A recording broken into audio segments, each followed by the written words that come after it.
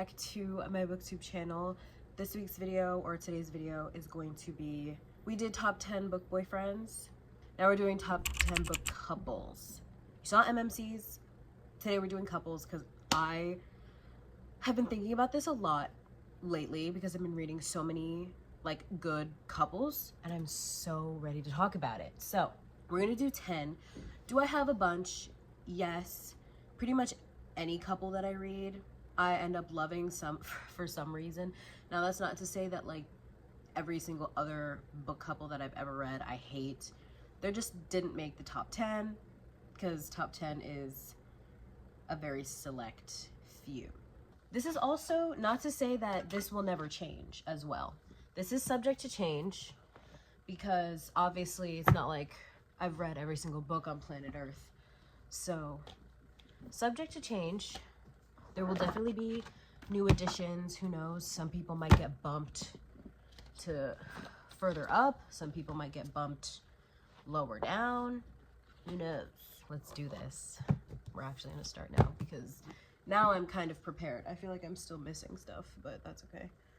Oh, also, you will probably recognize a lot of these couples from my top 10 book boyfriends, and you will also probably see the FMCs from these books and in these couples in my top 10 book girlfriends or book FMC video. So yeah, there's a lot of repeats, but I just have to talk about these couples because I love them so much.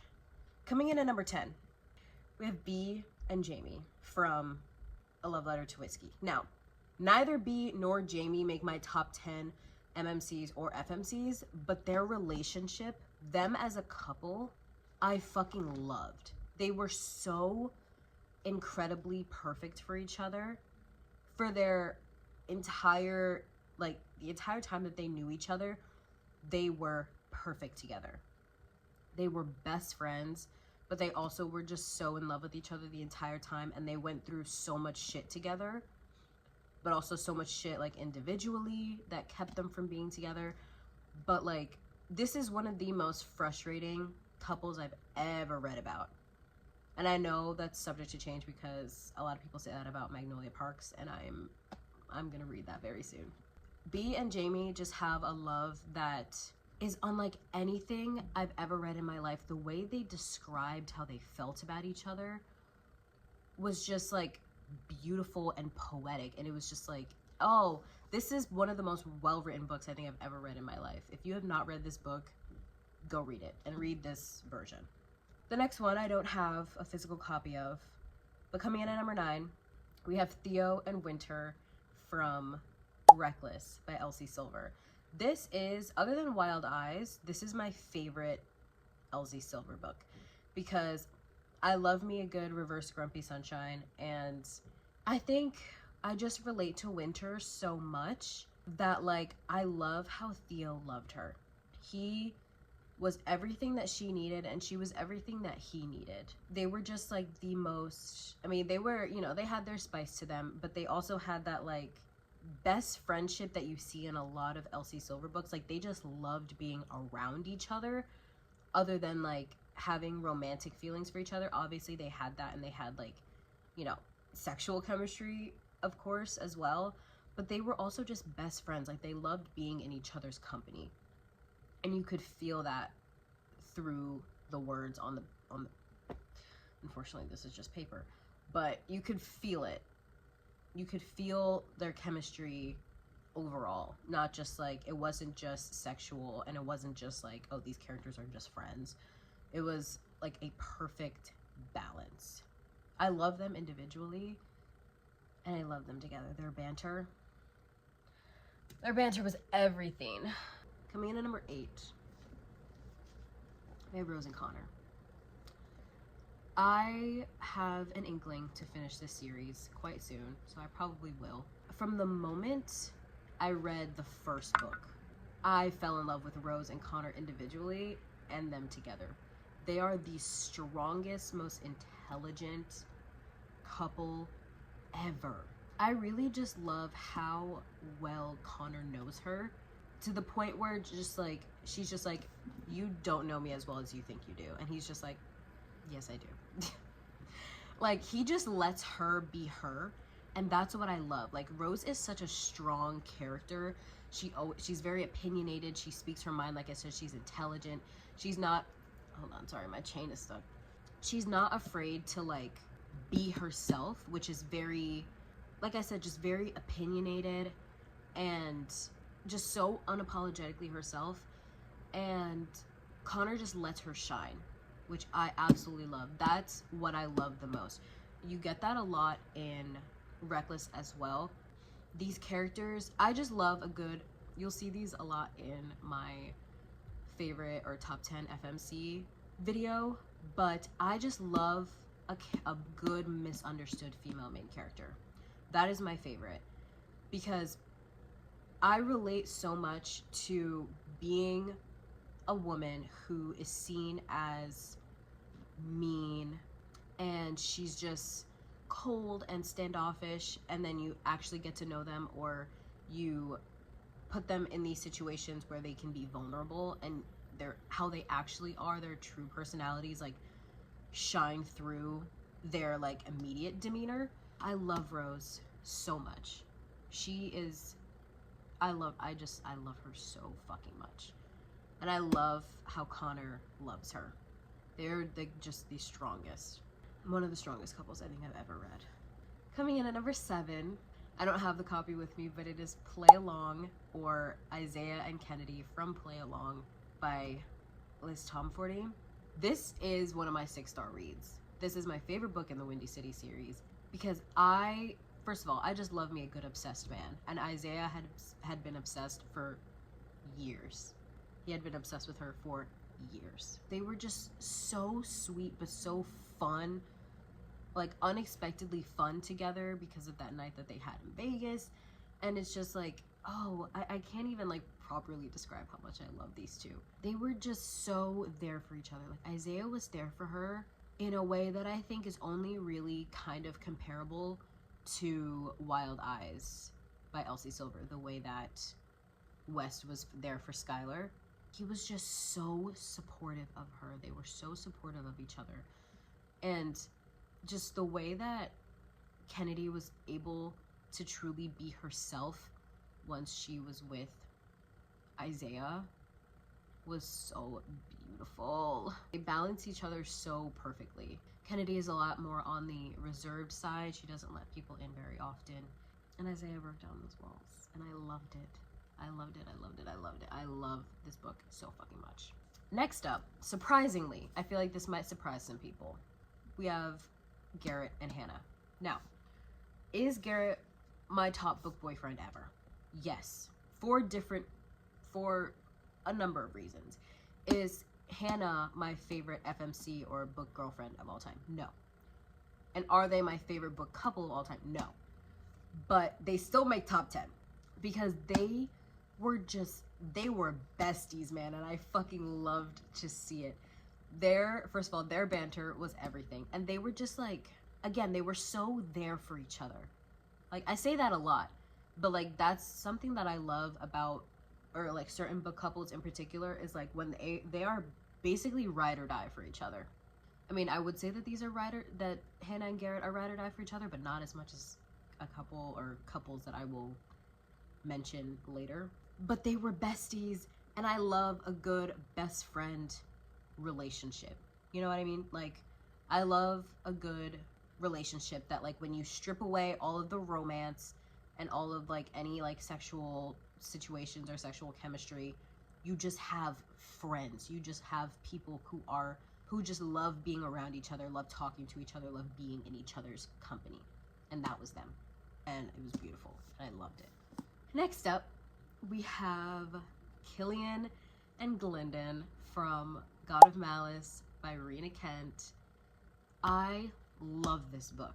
This book is 5 stars to me. It is my second favorite book in the Legacy of Gods series. They balanced each other so perfectly. Caden, oh, kind of gave it away, sorry. A subtle foreshadowing. Killian was he was very out there. He has you know, his own personality traits that I don't want to spoil anything. But he's just very out there, very loud, very opinionated, always like, he is, you know, a psycho. But he was very out there while Glyndon was very like timid and shy and not very like, she just wasn't very like comfortable in certain situations. Always kind of felt like an outsider and invisible. And he made her feel so seen. She became his literal everything, which was beautiful to see because she always felt like she wasn't. Like, she always felt like she was kind of a nobody. Even sometimes in her own friend group, she felt kind of invisible. And she was all he saw. They were so perfect. And just the way that he would, once he became obsessed, he became obsessed. The way he started taking care of her, oh, I love it. Oh, I love it. Similarly, coming in at number 4, we have a new favorite of mine, Caden and Billy from Beautiful Fiend. I fucking love this book. I also read Heartless Beloved. I also love that one. I didn't love it as much as this one though. I just love me a good violent man who is only violent towards her when it comes to either protecting her or... And that's Caden and Billy. This book, search up your trigger warnings for any of the dark romances that I recommend because they are, this is probably one of the darkest things I've ever read, but like, I didn't even care. I feel like I could read way darker. Billy, I just loved how determined they both were. They were both just like, yeah, you guys can be in this fucked up town, but I'm getting out. They both had plans. First of all, oh my God. I can't talk too much about this. This is wrap-up situation. This is wrap-up stuff. I can't talk about this all right now. But I just love them. They were just so...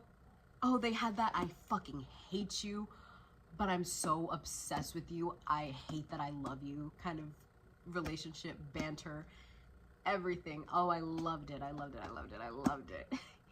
And when I say he would literally kill for her, they were both just such strong characters. Like, she literally wanted to be a professional MMA fighter. And like, as violent as he is, he wanted to be a fucking school teacher. He wanted to be a math teacher. Oh, I loved that. That was probably one of my favorite parts of the whole book. That he was just like, yeah, I want to finish college and become a math teacher. Like, Caden fucking King, man. I'm obsessed. I'm obsessed with this book. Like I said, I also read Heartless Beloved. I didn't love it as much. So I wouldn't even put Zai on my like new top 10. I wouldn't add him to my top 10 book boyfriends. But I keep spoiling my future videos. I need to stop. Alrighty. Top 3. Oh my gosh. I feel like we did this so quickly. It's been literally, I've been recording for literally 20 minutes. Coming in at number 3. Duh. These are my babies. How they just had the most wholesome relationship I've ever read in my life. Johnny and Shannon from Binding and Keeping 13. They are just like, I just want to protect them with every fiber of my being. These characters are so near and dear to my heart. Like, again, I just want to like hold them and protect them and not let anything hurt them. They are my babies. In this present time, in 2025, are they like 10 years older than me? Yes, but when this book takes place, they are younger than me, so I'm going to continue to believe that they're younger than me and they're my babies. If you want a beautiful, wholesome, I will do anything for you kind of love, Johnny was so protective of Shannon in the best way because she just needed someone in her corner other than her brothers. Oh, and he did it perfectly. He did it perfectly. Johnny fucking Kavanaugh and Shannon Lynch. One of the most beautiful couples I've ever read. Like, it's just a beautiful love story. Like, it's heartbreaking, but it's like, the love itself is so beautiful. Now, for the last two, I struggled a little bit. I'm not gonna lie. Because these two, I love them for similar reasons. So at number 2, we have Nikolai and Brandon from God of Fury. I have reread this book 3 times now. And I plan on rereading it once a year. At least once a year. Because that is how much I love it. It is another grumpy sunshine. Well, I wouldn't necessarily say that Nico is sunshine. He's just very like out there and loud and does not give a fuck what people say, think about him at all. He's another character that's just so unapologetically himself, and I loved it. And just again, the way he was there for Brandon. I'm just thinking of a quote that makes me want to fucking die. Oh my god, I love this book so just, do you hear the way my voice just changed? I love this book with every fiber of my being. Just thinking about it makes me want to fucking die inside. I love Brandon King so much. He's another one that's like, is he older than me? Yes. But I want to protect him with every bit of my soul. Honestly, he doesn't even need my protection because he has Nikolai, who would literally fucking kill for him. Another couple that's just best friends. They are so in love with each other that you could not possibly think of either of these characters with anyone else but each other. There is no Nikolai without Brandon, and there is no Brandon without Nikolai at this point. Like, they are fused. They are one soul. If you don't like God of Fury, I fear I don't even want to know you. I think about that book every second of every day because that is how good it is. Last but not least, coming in at number 1. I feel like we kind of might know where this is going, but we have Joey and Aoife from Saving and Redeeming 6. I was going through this book earlier, like reading some quotes, forcing myself to hold my breath and not pant breathlessly like a fucking tool. I absorbed every sensation that trickled through my body, knowing full well that no one had ever affected me like this girl. I see you, Joey Lynch, she continued, stroking her nose against mine. Yeah, I replied in a gruff tone. I see you too, Malloy. I love them so much. I'm gonna fucking cry just thinking about them. Again, these are another one. There is no Joey without Aoife. There's especially no Joey without Aoife. And there is no Aoife without Joey. These two are so fucking ride or die for each other. They were there for each other for... Oh my god, she was there for him through everything.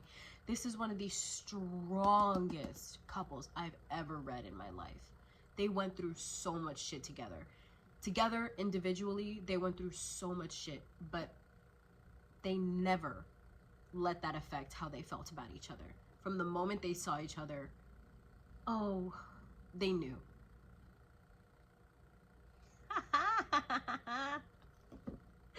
I love them so much.